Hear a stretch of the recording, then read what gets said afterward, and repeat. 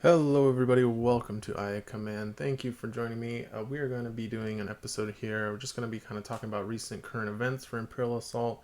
First off, just want to say really sorry I haven't been able to record a video in a long time. I've just been really busy. We got baby coming on the way any week now. Coming up next month is going to be the due date, but we've been very busy getting ready for baby coming. You know, there's a lot of responsibility. That stuff has to be taken care of. I hope you guys understand. It's been, and then I'm still working too, so trying to get things squared away at work means putting in extra hours before I go on my leave. And yeah, it's just been a little crazy. But I did want to make this video because there are a lot of cool and interesting things going on that I wanted to cover in a sort of a timely manner. So let's talk about Imperial Assault. First off, I want to talk about some upcoming events that are happening. For those that don't know, we have entered into Season 4 approved period. That means that cards have been approved from the Season 4 playtesting, and now we are ready to go for organized play, competitive tournaments, that kind of thing, now that everything's kind of been settled. No more changes happening to Season 4 cards for the next 3 months, and hopefully for the indefinite future, since the next one will be Season 5. So, importantly, we've got some Vassal tournaments coming up. This weekend, in fact, the weekend of the 13th and 14th, we've got the IACP Season 4 Jetpack Cup. These are being organized by Isaac, they're actually going to be 3 tournaments split up by time zone. So on the 14th, Saturday, although for a lot of people it'll be the 13th because of the time zone, Jetpack Cup Asia Oceania tournament is happening. These are all $7.50, by the way. That's going to be happening on Saturday for those in the Asia time zone. For a lot of people that want to play in that, though, that's going to be happening on Friday afternoon or Friday evening. And you can play in any tournament you want, by the way. It's not locked to people in different time zones. So if you're willing to stay up late, you want to play in somebody else's time zone, you are free to do so.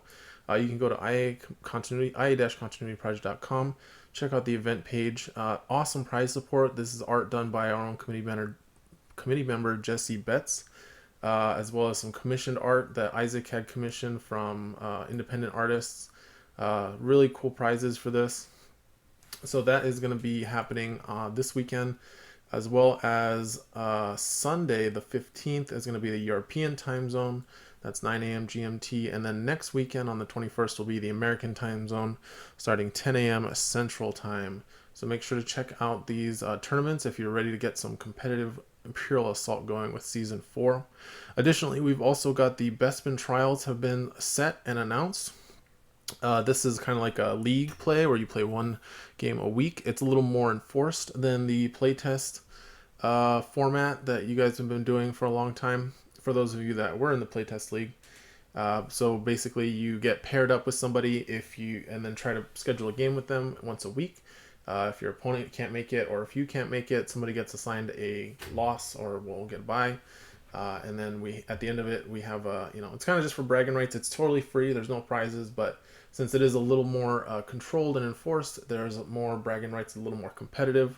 And then importantly, we also have the Jedi Trials. So for those of you who are new to Imperial Assault, I've been looking to get into the skirmish game, maybe a bit intimidated though by the skill gap there's a lot of veteran players that are running around on Vassal and online, but you've been wanting to get in and learn how to play. This is a great way to do that. This is an open league. What you do is you sign up for the Jedi Trials League, and then it's very similar to league play where you get paired up with somebody every week. But the important thing is we're only having people who are new or inexperienced join, so you're going to be able to find people who are at your skill level to play against. We're also setting it up so we can arrange a one-on-one coaching session with a committee member, so they'll come on and join you online.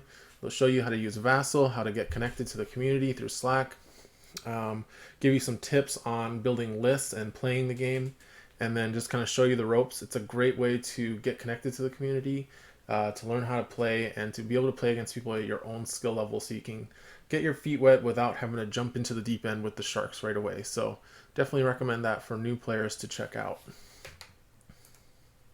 Also, we've got a map rotation coming up on the 30th of November.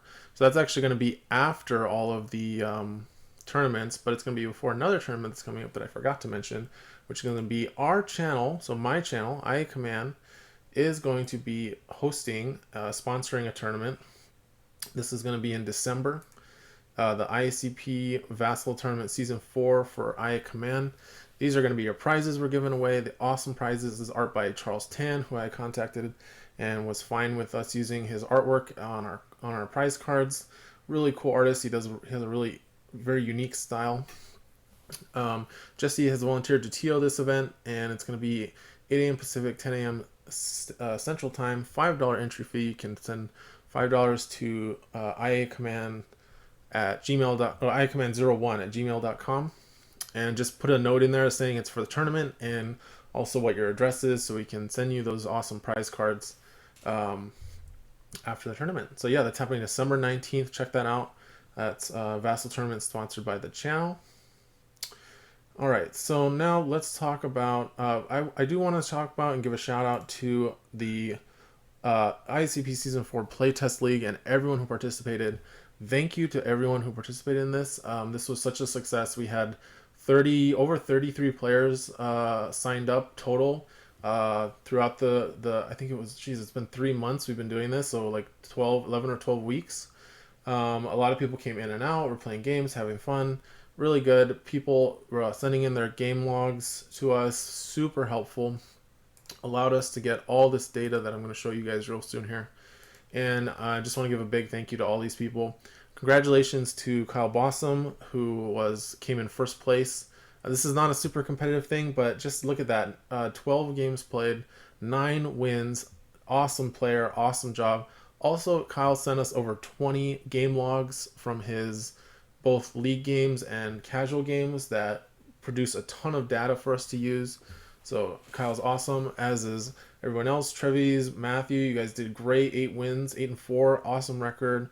Ryan, Amathor, Tuka, Kapaka, Josh, Davey, Derek, Carson, Morgan, Jake, Gruback, Matt, Mark, Angelo, Christian, Herbie, Tom, Joey, Isaac, David, Adam, Curtis, Kyle, H, Ben, Oliver, Dr. Tan, Sabersharp, Colin, Emilio, Joe, Deadeye Archer, Doug, and Badger and Fernando. Thank you guys all. You guys all did really great. I hope you had a ton of fun helping us test these Season 4 cards out. I know a lot of them were kind of wacky and weird.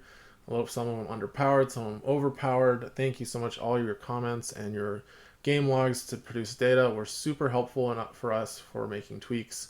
Congratulations to the community. You guys did awesome. So let's look at what actually happened. So we're going to look at, so we had the Season 4 community vote results come out, and then we're going to look at some data. So let's see. Let's look at the data first. So this is data from the entire Season 4 playtest.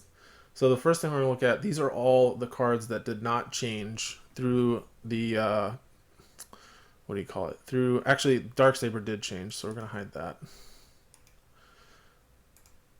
But we'll look at that in a second. Because what's more important is Maul. Maul, as far as the Darksaber for Maul, it did not change, so we're going to look at him through the whole thing. So for those that don't know, the playtesting period, the way it worked, it was 3 months of open playtesting, and what we did was there were 2 times during the playtest period, so after about 3 to 4 weeks, we would put out a patch. Basically, we would change a few cards based on people's feedback and based on the playtest data we were getting. We would update the cards to try and tweak them, either less powerful or more powerful depending on what was needed, or not even just power, but also like quality of life type stuff. And then we would keep playtesting, and we did that twice during the season. So these are the cards that did not change at all. So through the whole 11 months of playtest, or 11 weeks of playtesting, these cards didn't change. And as you can see, they are all trending very close to that 50% mark that we're looking at for win rate. If it's green, it means it's between 40 and 65% win rate, because we did have over almost 200 games logged for this data, but that's still a relatively small sample size when you're talking about collecting data on something. And as you can see, most of them had about between 20 and 40 games played for data sample size. Although some, like Loku, had a little more. He was very popular. So, if it's green, it means it's in that happy place that we want it to be, between 40 and 65%. Below 40% is outside of our kind of margin of error threshold, where we're like, well, that's not doing too great. Above 65 is a concern, where it's like, maybe this is a little too strong. Okay, so again, and a lot of these you'll notice, we did get feedback in the community vote on cards that people didn't think were good enough. Like, I want to point out Rebel Saboteurs. People in the community vote comments, a lot of people said, these aren't that great. They don't feel strong enough. The reason we don't change these cards, that if you guys are commenting that they don't feel good, is because the data is telling us something else. So that's why we collect this. Saboteurs have been easily between 45 and 55% win rate all playtesting period. So we knew that people who were using them well and knew how to use them, and they didn't really need any extra help, and we didn't want to push them too hard. So they ended up at a 52% win rate, which is perfect. Like, we love that. There's stuff coming out also in season 5 that might make them even better. I don't want to give away too much, but so yeah, Saboteur's doing fine. Maul 61 also doing well. So Loku, by the way, even though everyone was playing him in every list for Scum or Rebels, is at a nice 56% win rate. Thankfully, he has come down. He was really high to start, but he has come down. I think people have figured out how to play against him a little better, so that's good. Even Blaze was actually in the 42%. Right up until the end, we were kind of hearing like, yeah, he's okay, he's fine, like he's fine, and so that's why we didn't think we needed to buff him. The main one was the E-Web that didn't change, and its associated card Overwatch. I did push actually to push or update it. I don't know what you call it. Power it up mid-season. The rest of the committee didn't agree with me, but it is here at the 36%. So yeah. eWeb, and then so now we'll look at the 4.1 update. So this was the first update. IG11 up to 48. Trandoshan Hunters, again, we heard a lot of negative feedback in community vote, but they're at 50%, and they have quite a bit of matches played. This is based only on 4.1 and later, so after they had the Recover 2 taken off of them. Verena is at 56%, which is great. And by the way, she did get changed in 4.2, but it was like a +1 accuracy boost, so I don't really consider that a huge change. So 56%. Mando 46. Boss, another card we got a lot of bad feedback on, was 42. It is a little on the lower side of our kind of happy middle ground, but it's still good. Like, it's not terrible. And actually, so again, some more behind the scenes. I actually had to push to not have Boss get nerfed. There were some committee members, well, maybe one, that wanted to actually nerf Bosk after we updated his indiscriminate fire, and so I had to kind of stand our ground on no, Bosk needs to be that good. So anyway, Clan of 2, that also got an upgrade. We took off the strain cost from Force Heal and made it a little weaker, and Clan of 2's been doing great, 54%, seeing a lot of play in Guardian, like Scum Guardian lists with Onar, IG, and Mando. So that card's been awesome. Shore Troopers and Mortars have been struggling. We did buff them after 4.1, but they ended up not performing that great. But we'll talk about the approval after this. And then finally, 4.2 update. I do have Verena here, but she, like I said, she really didn't get changed that much, so let's hide her. The only thing that really changed in 4.2 is the Pathfinders came down from 8 points to 6. And Lando also got a bit of a nerf. We lowered his health from 9 to 8.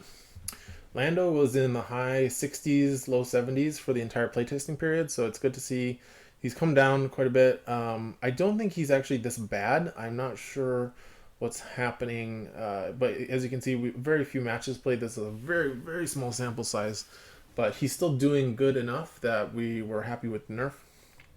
Pathfinder is doing quite well now, although again, tiny sample size, so you can't really draw a whole bunch of conclusions. This is very sketchy data to use for them, but I think people are going to be a lot happier with them at 6. I think they become quite a lot more efficient at what their main role is, which is to annoy the opponent and get objective points.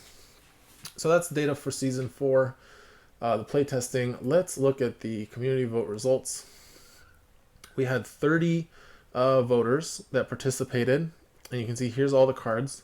So everything got approved except Deploy the Garrison. And this is Krennic's command card, which I wish I had put a picture of it in the article. I don't know why I didn't do that. But anyway, it was 2 points. All your troopers and guardians suffer a strain to gain a damage power token. It was meant to synergize well with Krennic's ability, which doubles the effective damage tokens, but that also costs a strain. So it turns out the strain cost was too much for people, as well as the points cost. Krennic was really broken when we first were using him, and we had to add all these strain costs on him to tone him down. But I think we went a little too far, and it shows. So people like Krennic, though. So you can see here, Krennic is right here, 90%. People really like Krennic, but they did not like his command card. Looking at, I think, everything that had, let's see, what had less than 80%. So you needed 70%, by the way, to be approved. Looking at what had less than 80% approval. By the way, eWeb's 83% approval, so people like that. Overwatch, people loved it, 100%. Shore Troopers, people love Shore Troopers. And people liked the mortar, so even though they weren't performing, like, people really liked it. Got high approval. Blaze only got 70%, which was just enough to get him approved. He, by the way, his cost was just lowered to 5 points than Saul. Just made it in, approved. We are reassessing some approved cards. There's actually been a lot of cards that, since the project started, have proven to not be as competitive as I think the original IACP council members or committee members had hoped they would be. So we're kind of reassessing things. We try not to change approved cards when we can. However, our stance on this is I'm speaking with my committee voice. Our stance on this is evolving, and we are trying to recognize that there are competing interests of, is it more important for the game to be balanced overall, or is it more important for people to have stability and not have to keep reprinting new versions of old IACP cards? So that's kind of my stance on that. My personal take is, I used to think that I didn't want to make people print stuff over and over. However, now that I have started taking over more of the like the documents that show all the cards on them, I'm seeing a lot of like bloat and crowdedness and cards that just don't need to be there.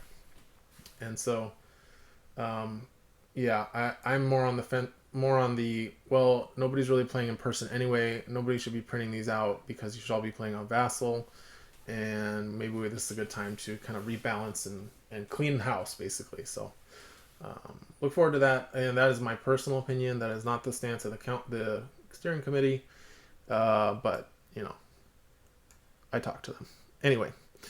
So looking at the rest, what had less than 80%? I think Bosk was down to 76%.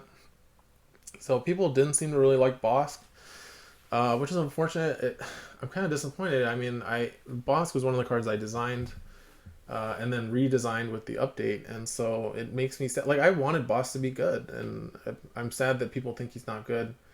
Maybe he isn't good, and something we'll have to look at later, but I don't know. So 76. I mean, and I had some success. Jyn Erso was my design, 100%. Her command card 96.67%. Lando people loved. I designed that one. What else did I design? Loku. Everybody loved Loku.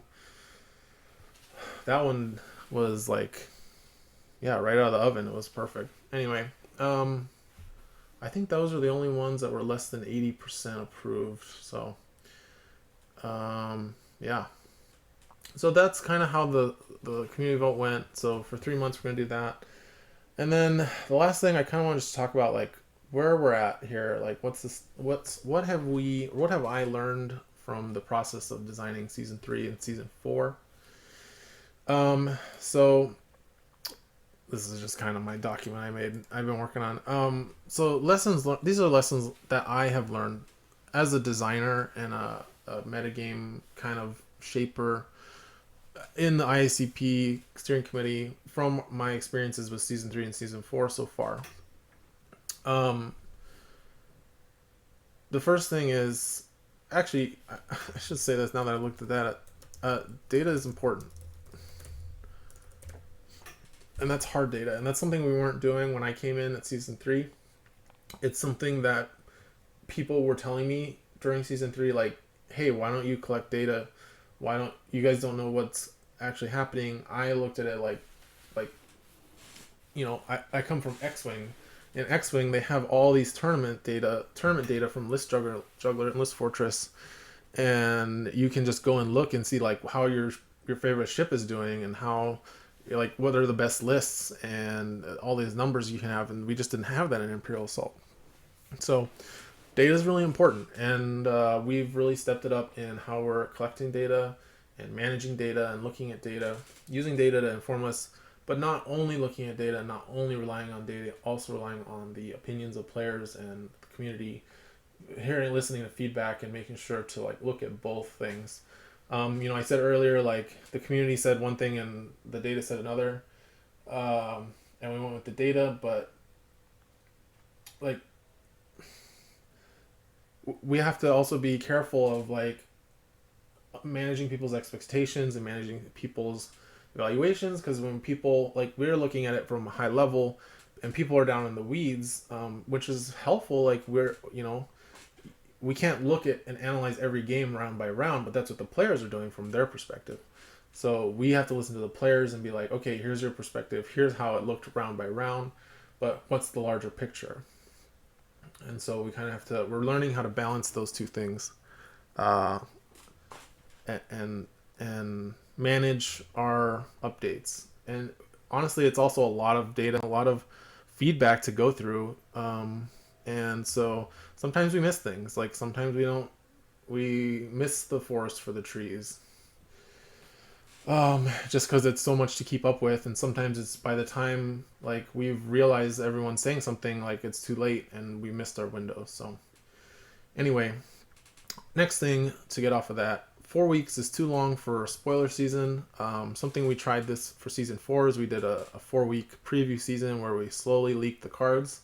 People liked it. It went over really well, but it ended up being too long where by the last week people were like, oh, just release it already. Like, so I think for season 5 we'll probably do like a 2-week spoiler season, I think. And just kind of fire hose you guys a little more. Like, I mean, it's going to be more per day, but I think people will like it. Next thing I learned is that we can make 2 dice attackers work. I think that was something that for a while it was a thought that, well, 2 dice, you have to really have a 3 dice attack to be able to do anything in Imperial Assault. For a while, like Rangers and Requays were a thing, but they actually faded out, especially towards the end of the game when after Lothal Waste went away and they lost their huge map advantage on that kind of map. It just turns out that you just need 3 dice attackers all the time, and you don't have time to focus all the time. But we really showed, I think, with figures like Lando and Jyn Erso, even Krennic can hit really hard. We can make 2 dice attackers that work. And 2 dice is good because it caps. Like when you're rolling 4 dice, you have this huge swing between what your max damage is and what your lowest damage is, and it gets really crazy. But with 2 dice, you can keep it real tight with your damage ceiling at a certain point, but then your damage floor at a certain point. And that doesn't mean we're going to be only making 2 dice attackers. It just shows that we can keep the game diverse by not only focusing on 3 dice attacks. Next lesson is we need to be careful and avoid giving innate defense bonuses to Empire and Scum figures that cost less than 8 per figure. because extra armor and Zillow technique are a thing, especially when they're combined with innate bonuses. So the exception to that is power tokens. So this is directly related to the Royal Guards, of course. They're innate, and a lot of people still think that we went too far, but that innate evade in combination with extra armor and Zilla technique just meant that there was no way to kill them in less than 4 attacks. It was insane.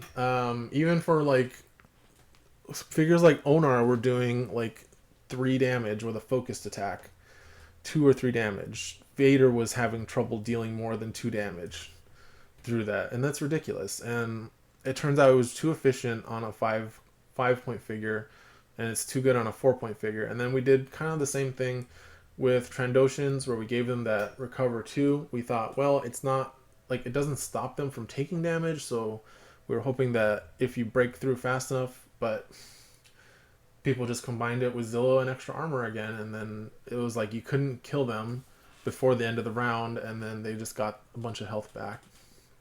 So this is something that, again, these are lessons I'm learning, and I'm trying to bring to the steering committee with my designs and with my feedback on what we're working on for future seasons. Anything that has access to Zillow technique basically we need to be really careful about it. And that doesn't mean we can't put defense bonuses on like higher cost figures. The ATDP, for example, has +1 block. It costs a 9, and it's not as much of an issue. It's just when it gets cheap, when you get down to the 4 or 5 point figures, if you're giving them extra blocks, it needs to be coming from a block power token like the Riot Troopers, because that way you can't combine that with extra armor. Extra armor will not stack with a defense power token that the Riot gets, and that's why Riots were not broken, is because the FFG had figured that out before we did. They figured it out with extra armor. The extra armor was the last card to come into the game, but they looked at it and they said, oh, do we have any cheap figures in Empire that have defense bonuses? No. Okay, this is probably fine. And it was fine. Extra armor was fine when it came out. It didn't break the game. It did win Worlds. It saw a lot of play, and it was always good with things like Ezra and Spectre Cell that had bonus defense already. So that's something that we're taking account of and being like, this Empire figure maybe has a +1 evade. Maybe we should either raise the points cost or switch that out for a power token, basically. Next thing was some abilities do not scale down well when you put them on cheaper figures. Big example for that was the regenerate on the Trandoshan Hunters. We took that off of Bosk and put it on the Hunters. We thought that was my idea. I thought it would be flavorful. Thought it would link them really nicely. It turns out it was a little too strong. Trandoshans came out of the gate super hot in the beginning of playtest season.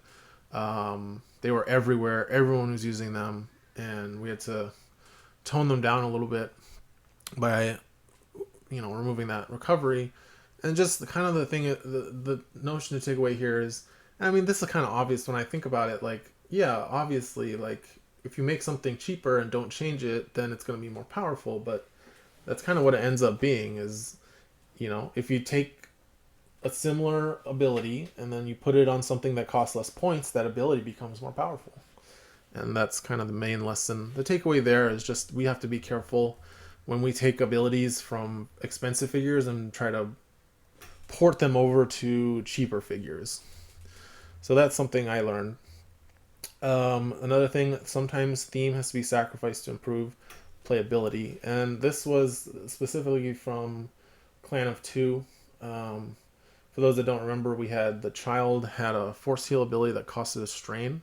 This was meant to be very thematic in that, the child has force abilities, but it's hard for it to use them. So we tried to make it cost something. And then we had to make the templating on Clan of Two so bad to kind of make that work so that the strain, it could take strain while it was activating, but it wouldn't take damage otherwise. And it was so hard to use. People didn't like it, which actually leads into another lesson we learned. But basically, once we got rid of that strain cost and just said, okay, fine, you can have it for free, never mind the theme that it should be hard for it to use, and then that let the templating come back, like be much more simple. This is something I'm now applying to a lot more designs where it's like, hey guys, are we getting a little too weird with the theme and trying to like make it work with the theme, or maybe we can back away from the theme a little bit and make it a lot more readable and understandable and playable. And I'm a big proponent of theme in design. So this one was hard for me, but it's definitely something where, like, yeah, you don't have to have a novel on a card. Sometimes you got to make cuts and make things streamlined. Next one was we should be testing figures on a wider variety of maps. So during the later part of the playtest period, somebody came out and said, hey, we've been playing on the same 3 maps this whole time. It's getting boring. Can we please play something else? And I was like, yeah, that seems fair. And something that ended up pointing out to us was that by pre-assigning maps, people were able to tailor their list to that map.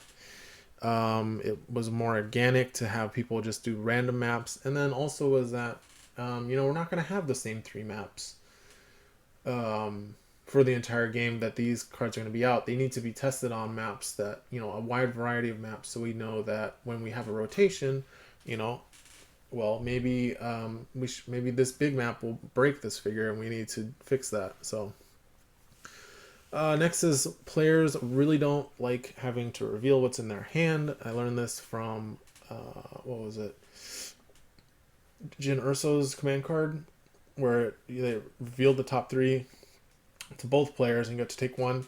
That was from that came from a design that was originally supposed to be something different, where Jin was supposed to be able to name a card and then reveal the top 3 and then get that card into her hand plus a free card. So it was kind of like a gamble, but the people in the committee didn't like that, so it ended up changing and we kept the reveal. It was supposed to be a cost, like revealing your hand was supposed to be a cost for an awesome effect. Turns out the effect wasn't awesome enough, and people really in the comments and in discussions on Slack, people were like, yeah, no way, I'm not gonna reveal my command cards, like and also just what's in their deck, that people don't want to reveal cards in their deck. So that's something that I've learned is we should probably shy away from, even as like a drawback.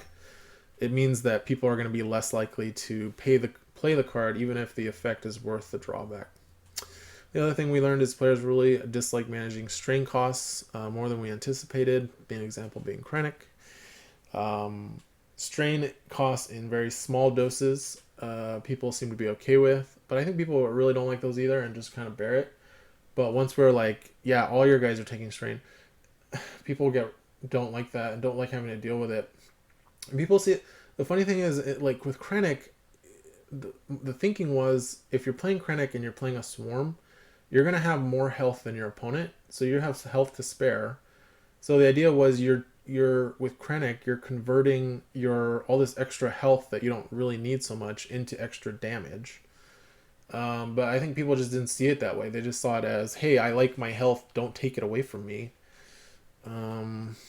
So that, again, this is something, managing player expectations, just understanding, like, if people don't like something, they're not going to see past it to the reward that's on the other side of it, and they're not going to give it a chance. So that's something we have to avoid, where if we put too much of a strain cost on something as a cost, people aren't going to give it a chance and see the awesomeness that's on the other side. So next one is better to spread new trait archetype support around rather than having to trying to buff a single trait all in one season. This is something we learned from season 3. Guardians got a little out of control we just gave them so many cards all at once, plus the royal guards were too strong. So I think it's something we're taking it into account, and something we're going to be trying in season 5 is we're going to spread the love around a little more. We're going to be looking at what traits need help. Let's give them a tool and a new figure, to buff them. But let's not go crazy and give them 3 new cards to try and buff them all at once. Like that was the tactic that FFG took with Jabba's Realm and Hunters, and it was a disaster. It was too much, too fast. So we're learning to take it a little slower, more measured approach to boosting the traits. And the nice thing is you get more for your buck, right? You know, if we have 3 cards to give to traits, by giving them to 3 different traits instead of just giving it to one, you know, 3 new trait archetypes can become better in one season. So something we're going to be implementing for season 5. And then finally, we don't need to be so limiting in the power level of new hunter figures and new scum figures in general.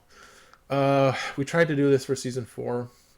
Mixed results, in my opinion. IG-11 started off really bad, ended up really strong.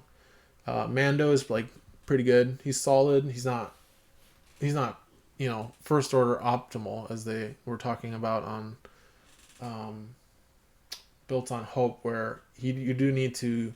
He does require a lot of skill, but if you can play well with him, he does reward you. And then Bosk was supposed to be just this kind of hit you like a truck figure that was easy to use, but there have been mixed reviews on him. And then the same for Trandoshans. Like, people have had mixed reviews. I think we are getting it. I think we're getting there.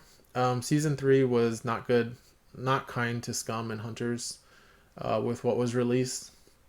We learned that. We pushed further with season 4, and I think we're going to keep pushing with season 5 and trying to make sure that scum is not getting the short stick of power level compared to the other factions, because every faction should be viable. And if you keep giving nothing to one faction while you give awesome new toys to the other 2, then that one faction is going to fall behind.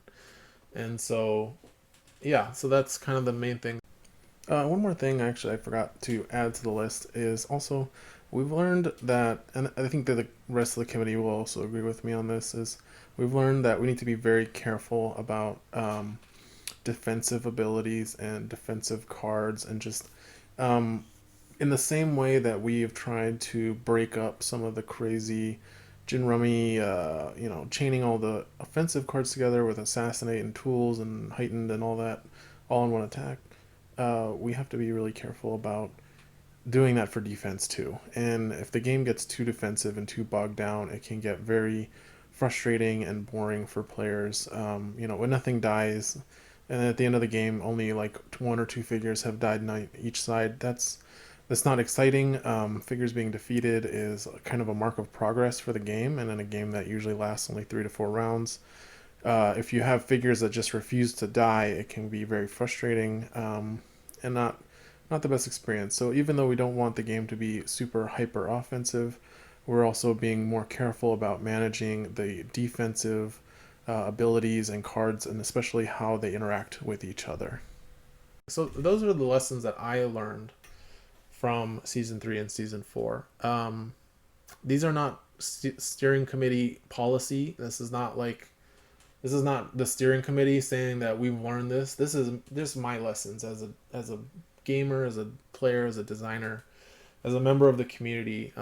This is what I've learned from my experiences, and this is what I'm going to take this to the committee now. In all of my discussions, we're always talking and designing and working on new designs and new policies. And so I just wanted to share that, and I think I've rambled on long enough. I just kind of wanted to talk about that, kind of give you guys an update, and that's kind of what I have. So anyway, I appreciate you guys tuning in. Make sure you check out Isaac's stream. He's doing a great job. He is honestly keeping me afloat here while I'm getting bogged down in work and getting ready for baby. Isaac's doing amazing. He streams every Friday, 9 a.m. Pacific time, 5 p.m. British summertime, or I don't know what are they at? British winter time? Anyway, British time. He plays live on Vassal and talks with people, so make sure you check that out. I'm going to be trying to maybe get some more gameplays. I've got how to build a command deck video coming up that I just need to finish editing, and then hopefully I can maybe start working on another map video. So anyway, keep it real, guys. See you later.